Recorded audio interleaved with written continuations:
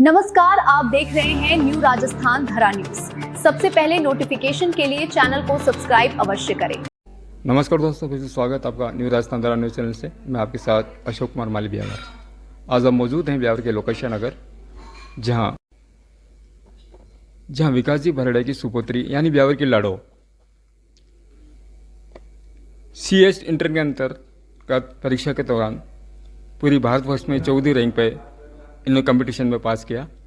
तो आइए हमारे चैनल से रूबरू हो रही है। क्या नाम है बेटा आपका? खुशी बराड़िया। आपका पूरा जीवन परिचय बताइए। मैंने ब्यावर से ही स्कूलिंग करी है एंड देन मैंने BCom करी है ऐसी गवर्नमेंट स्कूल से। अभी मैं कॉलेज से अभी मैं CA भी कर रही थी and then I thought CS executive देना चाहिए एंड बहुत अच्छे से रिजल्ट आ गया, सो आई एम हैप्पी। जिस प्रकार आपको खुशी महसूस हुई आपका रिजल्ट आने के बाद में, तो आप उस समय कैसा फील किया? पहले तो बहुत इमेंस ग्रेटिट्यूड लगा कि बहुत मेहनत करी थी एंड उसका रिज़ल्ट आया। देन ऑब्वियसली फैमिली मेम्बर्स बहुत हैप्पी थे, तो वो भी एक अच्छा लगा कि मेरी वजह से उनको इतना प्राउड हुआ। एंड यस, अनबिलीवेबल था थोड़ा सा कि रैंक आएगा। आई वॉज एक्सपेक्टिंग अच्छा स्कोर आएगा, बट रैंक वॉज स्टिल कि बहुत एक अच्छा सरप्राइज था। कहा जाता है कि भारतवर्ष में एक 14वीं रैंक पे आना एक बड़ी वो मायने रखता है। इसको लेकर अपने माता पिता को क्या कहना चाहेंगे? जो भी है उनकी वजह से ही हुआ है। उन्होंने हमेशा सपोर्ट करा है मेरे को, बहुत अच्छी फैसिलिटीज़ प्रोवाइड करी है जो वो कर सकते हैं। सो जो भी है उनकी वजह से ही है एंड आगे भी बस यही मेरा रहेगा कि मैं और अच्छे से करूं जो भी करूं। तो गुड़े, आपकी पारिवारिक पृष्ठभूमि क्या है? क्या आपकी सफलता के परिवार का कोई योगदान रहा इसमें? हाँ, जो भी था उनका ही था सपोर्ट। जब भी मेरे को डाउन फील हुआ तो उन लोगों ने मोटिवेट करा है मेरे को, best of the facilities provide करी है एंड ऑब्वियसली सोल मोटिवेशन यही था कि मुझे मेरे पेरेंट्स को प्राउड कराना है, फैमिली को प्राउड कराना है। So yes, family was the most important factor. बेटा, अपनी दिनचर्या में मनोरंजन सोशल मीडिया को लेकर आप किस तरह उसको मैनेज कर पाते हैं, किस तरह उसको कम कर पाते हैं? तो मैंने क्लियरली उसको अलग कर रखा था। डेडिकेटेड एक पढ़ाई का टाइम था, उस टाइम मैं फ़ोन को बिल्कुल टच नहीं करती थी। एंड यस, सोशल मीडिया पूरा अवॉइड तो नहीं कर सकते हैं, तो जो आफ्टर स्टडी टाइम था तब मैं फ़ोन लेती थी, थोड़ी देर सोशल मीडिया यूज़ करती थी। तो बेटा, कहते हैं कि जब आपको कम अंक लाते या असफल महसूस होने पर आपको उस तरह किस तरह इसको मैनेज कर पाते हैं कि आज के दिमाग के अंदर किस तरह से फील आता है कि आज मेरे पास कम नंबर आए इसमें? तो रिज़ल्ट से पहले मैंने खुद को मेंटली प्रिपेयर करा था कि पास होगा तो भी I will be happy and अगर नहीं होगा पास तो भी आई विल बी हैप्पी कि मैंने एक्चुअली वो एग्ज़ाम दिया है। सो खुद का रहता है कि आपको थोड़ा एक्सेप्ट करना चाहिए, आपको अपनी जो हार्ड वर्क है उसको एक्नॉलेज करना चाहिए and pass and fail is good, but actually जो अंदर से हैप्पीनेस आती है उसको रिकग्नाइज करना चाहिए। तो बेटा, इस मुकाम तक पहुंचने के लिए कितने घंटे कितने साल आपने इतनी कड़ी मेहनत की इस पर?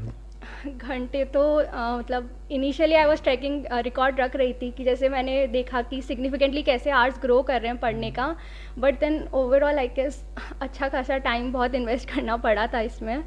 But I was enjoying the subjects, मुझे जेन्युइनली अच्छा लग रहा था पढ़ के, सो इट डजंट मैटर। आपकी सफलता का मूल मंत्र क्या था? बस I was doing something I loved, तो actually it became easier that way and soul focus था कि I was doing it for a purpose of testing my limits कि मैं कर सकती हूँ क्या, and I did it. So ऐसा वो प्रेशर नहीं था कि अकेडमिकली बहुत रिजल्ट लाना है, बट अभी रिजल्ट आया है तो आई फील ग्रेट कि एक्चुअली वो रिवॉर्ड हुआ। तो बेटा, आजकल देखा जाता है कि कोचिंग और सेल्फ स्टडी को मिलकर किसको आप महत्वपूर्ण समझते हैं? आई थिंक कोचिंग्स अपना अलग एक आई गेस इम्पॉर्टेंस रखते हैं, गाइडेंस ऑब्वियसली चाहिए होती है, बट बिकॉज मैं ऑलरेडी CA इंटर कर रही थी, सो आई फेल्ट पर्सनली कि मुझे अपने सेल्फ देखना चाहिए टेस्ट करके कि can I manage on my own. So yes, दोनों का रिक्वायरमेंट है, बट देन पर्सन को अपने लेवल पर देखना पड़ेगा कि उनको क्या बेनिफिट कर रहा है। तो बेटा, जैसे टाइम रिजल्ट आया था, रिजल्ट वक्त में आपका पहला विचार क्या था? आपके दिमाग में उसमें क्या चल रहा था? उस समय बस यही था कि जितनी मैंने मेहनत करी है बस उतना मेरे को रिवॉर्ड मिल जाए। एंड जब मैंने पहली बार सुना कि मेरा ऑल इंडिया रैंक आया है तो आई वॉज हैप्पी कि I was expecting, but yes, एक बार देख के बहुत ज़्यादा खुशी हुई मेरे को and yes, I was grateful. तो गुड़िया, इस उपलब्धि को लेकर समाज बंधुओं के लिए आप क्या कहना चाहेंगे?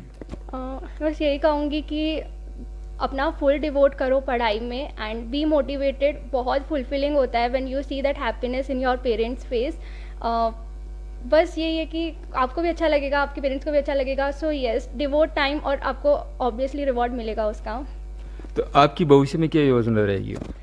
भविष्य में अभी सीए फाइनल का मेरा एग्ज़ाम है जनवरी में, सो मेरा फोकस उधर रहेगा and then obviously CS professional I would do. So I guess दोनों डिग्रीज मेरा सोल फोकस है एंड उसके बाद जॉब एंड ऑल। आपकी हम उम्र के अंदर जो आप किस तरह से ये प्रयत्न कर रहे हैं, मेहनत कर रहे हैं, खासकर उनको आप क्या संदेश देना चाहेंगे? कि डिसअपॉइंट नहीं होना है, because this is a line जहाँ पे इट इज़ बहुत कॉमन कि हम लोग पास ना हो, तो हमें डिसअपॉइंट नहीं होना है, एक दूसरे को सपोर्ट बनना है, because that's a very crucial factor जो मुझे पर्सनली लगता है।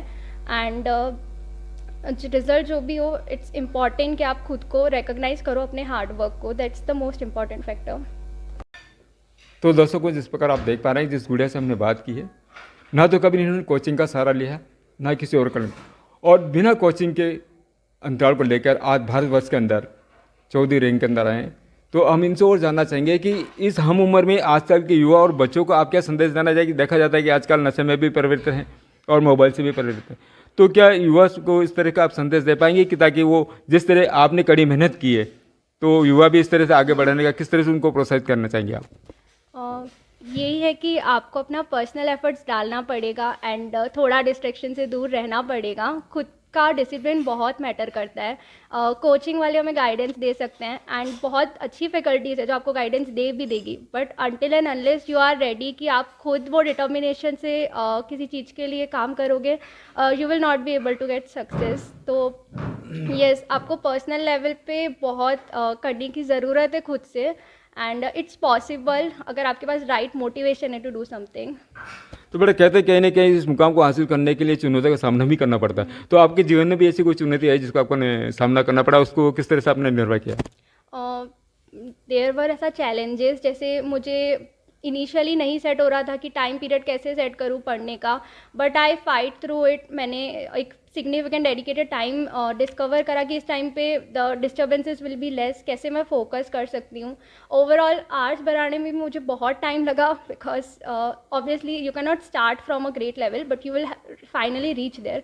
सो येस, डीमोटिवेशन था along the way, but with right guidance, like था कि फैमिली सपोर्ट था, एकदम स्पिरिचुअली भी थोड़ा। सो आई वॉज लाइक कि नहीं करना है मेरे को, and I just discovered a way कि मैं उसको कैसे अभी टैकल करूँ। So yes.